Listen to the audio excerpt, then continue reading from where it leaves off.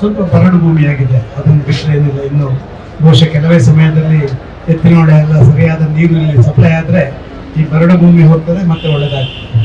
ಆದರೆ ನಾನು ಈಗಾಗಲೇ ಮೇಡಮ್ ಅಲ್ಲಿ ಹೇಳ್ತಾ ಇದ್ದೆ, ಆ ಹಿಂದಿನ ಆ ಒಂದು ಯುಗವನ್ನು ಮತ್ತೆ ತರುವಂಥ ಒಂದು ಪ್ರಯತ್ನ ಇಂಥ ಇನ್ಸ್ಟಿಟ್ಯೂಷನ್ಸ್ ಇಲ್ಲಿ ನಡೀತಾ ಇದೆ ಅಂತ ಹೇಳೋದು ತುಂಬ ಸಂತೋಷ ಅಂತ ನಾನು ಭಾವಿಸ್ತಾ ಇದ್ದೇನೆ. ಅದಕ್ಕಾಗಿ ನಾನು ಹೇಗೆ ವಿದ್ಯಾಸಂಸ್ಥೆಯ ಸಂಚಾಲಕರು, ಕಾರ್ಯದರ್ಶಿ ಅದಕ್ಕೆ ಒಂದು ಉತ್ತಮವಾದಂಥ ವೇದಿಕೆ ಸೃಷ್ಟಿ ಮಾಡ್ತಾರ, ಅದನ್ನು ಅನುಷ್ಠಾನ ಮಾಡುವಂಥದ್ರಲ್ಲಿ ನಿಮ್ದೆಲ್ಲ ಪ್ರಮುಖ ಪಾತ್ರ. ಅಧ್ಯಾಪಕರ ಪಾತ್ರ ಭಾರಿ ಪ್ರಮುಖವಾದ, ಯಾಕಂತ ಹೇಳಿದ್ರೆ ಆ ವಿದ್ಯಾರ್ಥಿಗಳಲ್ಲಿರುವಂಥ ಅಂತಃಸತ್ವವನ್ನು ಹೊರಗೆಳೆದು ಅದಕ್ಕೆ ಶಕ್ತಿ ತುಂಬಿ ಅವರನ್ನೊಂದು ಸ್ವಾಭಿಮಾನಿ ಬದುಕು ಕೊಡುವಂಥ ಕೆಲಸ ಅದನ್ನು ಮಾಡುವಂಥದ್ದು. ನಿಮಗೆ ನೂರಾರು ಸಮಸ್ಯೆಗಳಿದ್ದಾವೆ ನಮ್ಮ ಅದರ ಬಗ್ಗೆ ಎಲ್ಲ ನಾನು ಉಲ್ಲೇಖ ಮಾಡಿದ್ದೇನೆ. ವಿದ್ಯಾಕ್ಷೇತ್ರದಲ್ಲಿ ಬದಲಾವಣೆ ಆಗಬೇಕು ಅಂತ ಹೇಳುವಂಥದ್ದು ಎಲ್ಲರ ಅಪೇಕ್ಷೆ. ಜಗತ್ತೇ ಬದಲಾವಣೆ ಆಗ್ತಾ ಇದೆ, ಪರಿವರ್ತನೆ ಜಗತ್ತಿನ ನಿಯಮ. ಆದರೆ ಪರಿವರ್ತನೆಗೆ ವೇಗ ಕೊಡುವಂಥದ್ದು ನಮ್ಮೆಲ್ಲರ ಜವಾಬ್ದಾರಿ. ಭಾರತ ದೇಶ ಆ ದಾರಿಯಲ್ಲಿ ಈಗ ಮುಂದೆ ಹೋಗ್ತಾ ಇರುವಂಥದ್ದು ಕಂಡಿದ್ದೇನೆ. ಇತ್ತೀಚಿನ ಒಂದು ದಶಕದಿಂದ ಅದಕ್ಕೆ ಹೊಸ ದಿಕ್ಕಿನ ಕಡೆ ಹೋಗುವಂಥದ್ದು ನಾವೆಲ್ಲ ನೋಡ್ತಾ ಇದ್ದೇವೆ. ಅದಕ್ಕೆ ವೇಗ ತುಂಬುವಂಥ ಕೆಲಸ ಇವತ್ತು ಪ್ರಜಾತಂತ್ರ ವ್ಯವಸ್ಥೆಯಲ್ಲಿ ಜನಪ್ರತಿನಿಧಿಗಳು ಮಾಡಬೇಕು. ದುರ್ದೈವ ಅಲ್ಲಿ ಇಲ್ಲಿ ಸಣ್ಣ ಪುಟ್ಟ ನಿಮ್ಮ ನಿರೀಕ್ಷೆಗೆ ತಕ್ಕ ರೀತಿಯಲ್ಲಿ ಜನಪ್ರತಿನಿಧಿಗಳು ಕೂಡ ಕೆಲಸ ಮಾಡದೇ ಇರುವಂಥದ್ದನ್ನು ನಾವು ನೋಡ್ತಾ ಇದ್ದೇವೆ. ಇದು ಸ್ವಾಭಾವಿಕ, ಏನು ಮಾಡಲಿಕ್ಕೆ ಆಗುವುದಿಲ್ಲ. ಒಂದಿನ ಕೈಯ ಬೆರಳು ಹೇಗೆ ಸಣ್ಣದು ದೊಡ್ಡದು ಅಂತಿದೆ, ಅದೇ ರೀತಿ ರಾಜಕಾರಣದಲ್ಲಿ ಕೂಡ ವ್ಯತ್ಯಾಸಗಳಿದ್ದಾರೆ. ಆದರೆ ನಮ್ಮ ಕಡೆಯಿಂದ ಬಲವಾದಂಥ ಪ್ರತಿಪಾದನೆ ಆಗಬೇಕು ಅಂತ ಹೇಳುವಂಥ ನಮ್ಮ ಆಶೆ. ನಾನು ಈಗಾಗಲೇ ನನ್ನ CBITಯಲ್ಲಿ ಮಾತಾಡ್ತಾ ಇದ್ದೆ. ನಮ್ಮ ವಿಧಾನ ಪರಿಷತ್ತು ಅಂತ ಹೇಳಿದರೆ ನಿಜವಾಗಿ ಇದಕ್ಕೆಲ್ಲ ಒಂದು ಒಳ್ಳೆಯ ವೇದಿಕೆಯನ್ನು ಕೊಡುವಂಥದ್ದು. ವಿಧಾನ ಪರಿಷತ್ತು ಅಂತ ಮಹಾರಾಜರು ಮಾಡಿದ ಕಾಲವೇನು ಅಂತ ಹೇಳಿದರೆ, ಯಾವ ಯಾವ ಕ್ಷೇತ್ರದಲ್ಲಿ, ಅದು ಕವಿಗಳಿರ್ಬೋದು, ಬೇರೆ ಬೇರೆ ಕ್ಷೇತ್ರಗಳು, ಜ್ಞಾನಿಗಳಿರ್ಬೋದು, ವಿಜ್ಞಾನಿಗಳಿರ್ಬೋದು, ಬೇರೆ ಬೇರೆ ಕ್ಷೇತ್ರಗಳಿಂದ ಟೀಚರ್ಸ್ ಕಾನ್ಸ್ಟಿಟ್ಯೂನ್ಸಿ, ಗ್ರಾಜ್ಯುಯೇಟ್ ಕಾನ್ಸ್ಟಿಟ್ಯೂನ್ಸಿ, ನಿಮ್ಮ ಲೋಕಲ್ ಬಾಡಿ ಕಾನ್ಸ್ಟಿಟ್ಯೂನ್ಸಿ, ಆಯಾ ಕ್ಷೇತ್ರದಲ್ಲಿ ಅಧ್ಯಯನ ಮಾಡಿದವರು ಆ ಕ್ಷೇತ್ರದಲ್ಲಿ ಅಲ್ಲಿ ಪ್ರತಿಪಾದನೆ ಮಾಡಬೇಕು. ವಿಧಾನಸಭೆಯಲ್ಲಿ ಸ್ವಲ್ಪ ಹೆಚ್ಚು ಜಗಳಗಳು, ಮತ್ತೊಂದು ರಾಜಕೀಯ ಪ್ರೇರಿತವಾದಂಥ ವಿಚಾರಗಳಾದರೂ ವಿಧಾನ ಪರಿಷತ್ನಲ್ಲಿ ವಿಚಾರ ಆಧಾರಿತವಾದಂಥ ವಿಮರ್ಶೆ ನಡೆಯುವಂಥ ಒಂದು ಚಿಂತಕರ ಚಾವಡಿ ಅಂತ ನಾವು ತಿಳ್ಕೊಂಡು ಅದನ್ನು ಮಾಡ್ತಾ ಇದ್ದೀವಿ. ಆದರೆ ಇತ್ತೀಚಿನ ದಿನಗಳಲ್ಲಿ ಬದಲಾಗಿದೆ. ನನ್ನ ಮಾಧ್ಯಮದ ಮಿತ್ರರು ನಾನು ಹೇಳ್ತಾ ಇದ್ದೆ, it's become A rehabilitation centre. ಎಲ್ಲರೂ ಯಾರಿಗೂ ಅಡ್ಜಸ್ಟ್ಮೆಂಟ್ ಮಾಡಬೇಕು ಅಂತ ರಾಜನೀತಿ ಬಂದ ಕಾರಣ ಅಲ್ಲಿ ಕೂಡ ಕ್ವಾಲಿಟಿ ಅದು ಕಡಿಮೆ ಆಗಿದೆ. ಹೇಗೆ ಎಜುಕೇಷನ್ ವಿಚಾರದಲ್ಲಿ ಕ್ವಾಲಿಟಿ ಕಡಿಮೆ ಇದ್ದು ಈಗ ಅದನ್ನು ಪಿಕಪ್ ಮಾಡಬೇಕು ಅಂತ ಇಂಥ ವಿದ್ಯಾಸಂಸ್ಥೆಗಳು ಪ್ರಯತ್ನ ಮಾಡ್ತಾ ಇದ್ದೇವೆ. ಆ ರೀತಿ ಪ್ರಯತ್ನ ಮಾಡುವಂಥದ್ದು ಇತ್ತೀಚೆಗೆ ಒಂದು ದಶಕದಲ್ಲಿ ನಡೀತಾ ಇದೆ.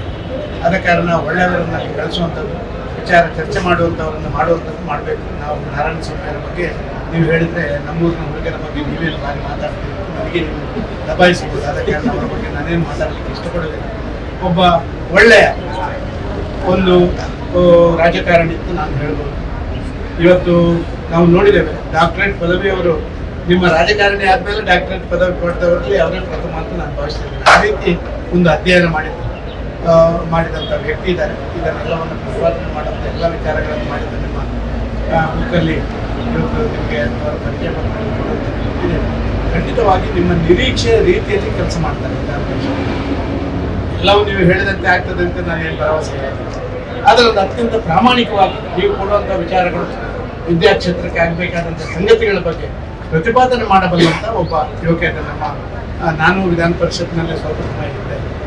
ನಾನು ಮುಖ್ಯಮಂತ್ರಿ ಆಗಿ ಬಂದ ಮೇಲೆ ಯಾವುದೋ ಒಂದು ನಮ್ಮ ವಿಧಾನ ಪರಿಷತ್ನಲ್ಲಿ ಒಬ್ಬ ಸದಸ್ಯ ಆಗಬೇಕಾದ ಕಾರಣ ನಾನು ವಿಧಾನ ಪರಿಷತ್ನಿಂದ ಆಯ್ಕೆಯಾಗಿದ್ದೆ. ಅಲ್ಲಿ ನಾನು ಕೂಡ ಒಂದು ವಿರೋಧ ಪಕ್ಷದ ನಾಯಕನಾಗಿ ಸ್ವಲ್ಪ ಕೆಲಸ ಮಾಡಿದ್ದೆ. ಆಗಲೂ ಅವರು ಇದ್ದರು, ಒಳ್ಳೆಯ ರೀತಿಯಲ್ಲಿ ಮಾಡಿ. ಈಗ ಗೋವಿಂದರಾಜ್ ಇಲ್ಲೇ ಇದ್ದಾರೆ, ಅವರಲ್ಲಿ ಕೇಳಿದರೆ ಗೊತ್ತಾಗುತ್ತೆ. ನಾರಾಯಣ ಸ್ವಾಮಿ ಅಂತಂದರೆ ಸ್ವಲ್ಪ ಉಗ್ರವಾದಿ, ಸ್ವಲ್ಪ ಮುಖಕ್ಕೆ ಹೊಡೆದಂಗೆ ಮಾತಾಡುವಂಥ ರೀತಿಯಲ್ಲಿ, ಅಂದರೆ ಎಲ್ಲಿ ಕೂಡ ಮನಸ್ಸಿನೊಳಗೆ ಇಟ್ಕೊಂಡು ಮಾತಾಡೋದು. ಆ ರೀತಿ ಒಬ್ಬ ವ್ಯಕ್ತಿಯಲ್ಲಿ ನಾವು ಕಲಿಸ್ಬೇಕು ವಿಷಯ ಮಾಡಿದ್ದೇವೆ. ನೀವೆಲ್ಲ ಆಶೀರ್ವಾದ ಮಾಡಬೇಕು ಅಂತ ಕೇಳಿಕೊಂಡು ಬಂದಿದ್ದೇನೆ. ಅವರ ಪರವಾಗಿ ಮತಯಾಚನೆ ಬಂದು ಅವರೇ 1-2-3 ಬಾರಿ ಇಲ್ಲಿ ಬಂದಿರ್ಬೋದು, ನಾನೇನು ಹೊಸದಲ್ಲ. ನಾನು ಒಂದು ಭರವಸೆ ಕೊಡಬಲ್ಲೆ ನಾರಾಯಣ ಸ್ವಾಮಿ ಅವರು, ನೀವು ಯಾವ ವಿಶ್ವಾಸದಿಂದ ಅವರಿಗೆ ಆಶೀರ್ವಾದ ಮಾಡ್ತೀರಾ, ಆ ವಿಶ್ವಾಸಕ್ಕೆ ಸರಿಯಾದಂಥ ಸೇವೆ ನಿಮಗೆ 100ಕ್ಕೆ 100 ಕೊಡ್ತಾರೆ ಅಂತ ಭರವಸೆಯನ್ನು ನಾನು ಕೊಡಬಲ್ಲೆ. ಆ ದೃಷ್ಟಿಕೋನದಿಂದ ಅವರಿಗೆ ಆಶೀರ್ವಾದ ಮಾಡಿ ನಿಮ್ಮನ್ನು ಪ್ರಥಮ ಪ್ರಾಶಸ್ತ್ಯದ ಮತ ಅಲ್ಲ, ಒಂದೇ ಕೊಡೋದು ನೀವು. ಪ್ರಥಮ ಪ್ರಾಶಸ್ತ್ಯ ಅಂತ ಬೇಡ, ಒಂದೇ ನೀವು ಕೊಡೋದು, ಎರಡನೇ ಕೊಡ್ಲಿಕ್ಕೆ ಇಲ್ಲ. ಒಂದೇನಾಗಿದೆ ದುರ್ದೈವ, ಟೀಚರ್ಸ್ ಕೌನ್ಸಿಲ್ಗೆ, ಗ್ರಾಜ್ಯುಯೇಟ್ ಕೌನ್ಸಿಲ್ಗೆ ಕೂಡ ಈ ಮತಗಳು ಅಸೀಮಿತವಾಗುವಂಥದ್ದಿದೆ. ಅದು ಹಾಕ್ಲಾಗಲ್ಲ. ನೀವು ಮಕ್ಕಳಿಗೆ ಕೌನ್ಸಿಲ್ಗೆ ಅಸೀಮಿತ ಮಾಡಿದ್ರೆ ಒಂದು ಹಾಕೋತಾರೆ, ಒಂದು ಗೆರೆ ಮಾತ್ರ, ಬೇರೆ ಏನು ಹಾಕಲಿಲ್ಲ, ಒಂದು ಮಾತ್ರ. ಅದಕ್ಕೆ ಡೆಕೋರೇಷನ್, ಅದಕ್ಕೆ ಮೇಲೆ ಒಂದು ಕೊಕ್ಕೆ, ಕೆಳಗೆ ಒಂದು ಇದು ಏನು ಮಾಡಲಿಕ್ಕೆ ಹೋಗೋದು, ಬರೇ ಒಂದು ಪೆನ್ನಲ್ಲಿ, ಅವರು ಕೊಡೋ ಪೆನ್ನಲ್ಲಿ ಒಂದು ಹಾಕಿಬಿಟ್ಟು ಒಂದು ಸಾಕು ಮಾಡಿ. ನನಗೆ ವಿಶ್ವಾಸ ಇದೆ, 2-3 ಬಾರಿ ಕೂಡ ನಾನು ಅವ್ರ ಬಗ್ಗೆ ಬಾರಿ ಹೇಳೋದು ಅಂತ ಹೇಳಿದ್ರೆ, ಅವರು ಇಂಡಿಪೆಂಡೆಂಟ್ ಆಗಿ ಗೆದ್ದವರಾಗಿ. ನಾನು ಮುಖ್ಯಮಂತ್ರಿ ಆದಂಥ ಸಂದರ್ಭದಲ್ಲಿ ಅವರನ್ನು ನಮ್ಮ ಪಕ್ಷಕ್ಕೆ ಸೇರಿಸಿಕೊಂಡರು. ಆಗ ಚುನಾವಣೆ ಬಂತು. ಪ್ರಥಮ ಬಾರಿ ಈ ಅಧ್ಯಾಪಕರನ್ನೆಲ್ಲ ಒಟ್ಟಿಗೆ ಸೇರಿಸೋದು ತುಂಬ ಕಷ್ಟ. ನಿಮಗೆ ವಿದ್ಯಾರ್ಥಿಗಳನ್ನು ಒಟ್ಟಿಗೆ ಸೇರಿಸುವುದಾಗಲ್ಲ, ಅಧ್ಯಾಪಕರನ್ನು ಒಟ್ಟಿಗೆ ಸೇರಿಸೋದು ಕಷ್ಟ. ಅವ್ರ ನಾಮಿನೇಷನ್ ಹಾಕೋ ದಿವಸ ಅರಮನೆ ಮೈದಾನದಲ್ಲಿ 4,000 ಅಧ್ಯಾಪಕರನ್ನು ಸೇರಿಸಿದಂಥ ಒಂದು ಕೀರ್ತಿ ಅದು ನಾರಾಯಣ ಸ್ವಾಮಿ. ಅದಕ್ಕೆ ಒಬ್ಬ ಛಲವಾದಿ, ಮತ್ತೊಂದು ಹಠವಾದಿ ಆ ಕೆಲಸ ಮಾಡುವಂಥದ್ದು ಆಶೀರ್ವಾದ ಮಾಡಿ ಮಾತು ಕೇಳಲಿಕ್ಕೆ ಬಂದರೆ ದಯವಿಟ್ಟು ಕ್ಷಮಿಸಿ, ನಿಲ್ಲಿಸಿ ಮತ್ತೆ